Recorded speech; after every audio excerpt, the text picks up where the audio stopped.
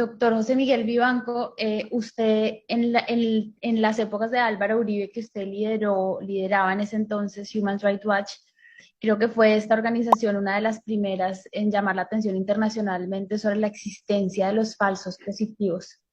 Yo lo he escuchado a usted hablar de cómo se enteró de que esto estaba ocurriendo en Colombia, y ahora que sí lo podemos meter en problemas con más libertad, ¿por qué no nos cuenta? A ver, Anita, evidentemente que eh, lo de los falsos positivos era algo que lo empezamos a escuchar, lo empezamos a documentar, era algo que lo escuchábamos no solo en Colombia, sino también en Washington y en círculos oficiales, eh, incluyendo con algunos contactos en la Embajada de Estados Unidos en Bogotá. Eh, Era algo que algunas, muy pocas, pero algunas autoridades del Ministerio de Defensa de la época estaban dispuestos a firmar o a levantar como preocupación. Por supuesto, también circulaba esta información en Naciones Unidas. Hubo realmente un gran relator de Naciones Unidas que fue mi profesor en Harvard. A lo mejor fue profesor tuyo también, Anita, Philip Alston, No me eh, tocó, no, pero un sí. australiano excepcional que sigue dando clases ya no en Harvard, sino en Nueva York, en NYU, y que fue a Colombia con gran apoyo y con mucha valentía, documentó estos hechos y desde luego la tarea realizada por las organizaciones no gubernamentales, las asociaciones de familiares y por Ricardo Calderón, y volvemos a Ricardo Calderón, que fue el que rompió la noticia con lo de Soacha.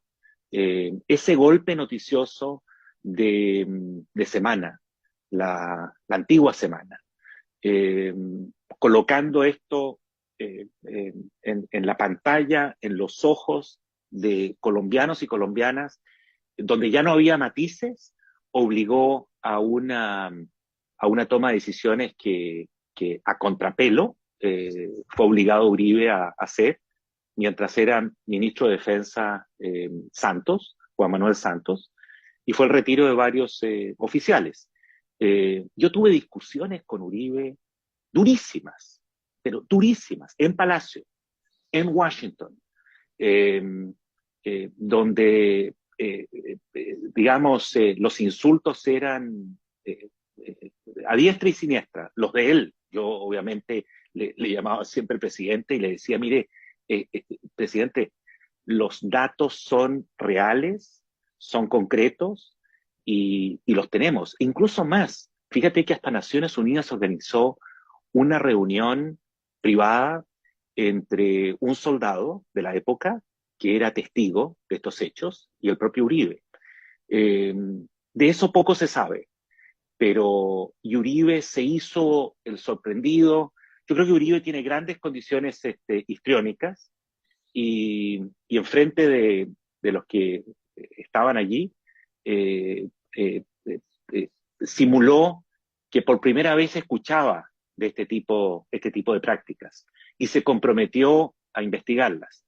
Si no fuera por Revista Semana, eh, eh, creo que el pulso realmente del problema no lo habría podido tomar la opinión, el pueblo colombiano y las demandas que se hicieron para un cambio de política a partir de esa fecha. Es decir, que su impresión que el gobierno Uribe, su gente cercana, asesores, incluso familiares, sabían del fenómeno de los falsos positivos cuando la comunidad se los puso, internacional se los puso de presente. Sí, no tengo duda alguna que Uribe lo sabía. Uribe eh, afirmaba que esto era una campaña de desprestigio. Uribe no estaba dispuesto a corregir eh, en absoluto. Y su caballo de batalla en las épocas era el general Montoya, y era Montoya el punto clave acá, el soldado fiel a Uribe que seguía con estas políticas atroces. Tú sabes que esto de los falsos positivos no tiene parangón, no tiene réplica, no hay un ejemplo similar en el mundo. Los hay, sí, esto de abultar las cifras, Del ¿no? body En count. Vietnam, en fin, lo tienes, digamos, de inflar cifras de las bajas en combate para así mostrarle a la opinión pública que la cosa va caminando bien. Eso, desde luego. Pero el de ofrecer estímulos, vacaciones, bonos, promociones. Uno se pregunta, ¿cuántos oficiales del ejército, cuántos generales ascendieron gracias a estas masacres, estos asesinatos a sangre fría? Ustedes saben que los generales se ponen unas medallas en el pecho en función de los combates.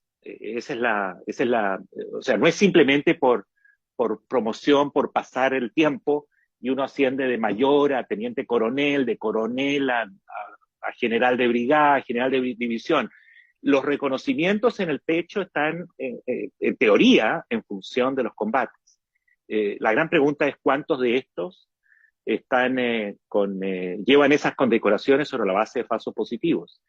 Y si bien es cierto, Colombia ha mostrado una fuerza institucional que no se conoce en el resto de América Latina porque ha sido capaz, su fiscalía y sus jueces, históricamente, de no solo investigar, sino al mismo tiempo condenar. Es que es muy difícil lograr esas condenas. Una cosa es procesar, abrir investigaciones y que esto se prolongue en el tiempo, pero condenar a más de 1.200, 1.300 suboficiales y oficiales, hasta ahora son los generales los que han gozado de impunidad y sobre los que solo gracias a la labor que está haciendo la JEP es que están finalmente reconociendo sus responsabilidades, algunos de ellos, en estos hechos. Y espero que la JEP apunte a lo más alto. Daniel Samper Ospina. A mí me gustaría que nos contara cuál fue el peor encontronazo que usted tuvo con Álvaro Uribe. Algo estaba comentando en términos anecdóticos de que eran encuentros difíciles en los cuales él insultaba y demás. ¿Cómo eran esos encuentros con Uribe? Mira, yo te diría que hay dos notables. Uno, donde estaba la mitad del gabinete presente, encabezado estaba el vicepresidente, estaba el negociador de paz, el comisionado de paz, el señor Restrepo. ¿Recuerdas tú al psiquiatra Restrepo, que ejercía de comisionado de paz, ministro del Interior? Había, te digo, la mitad del gabinete. Uno de los temas que saltó fue este.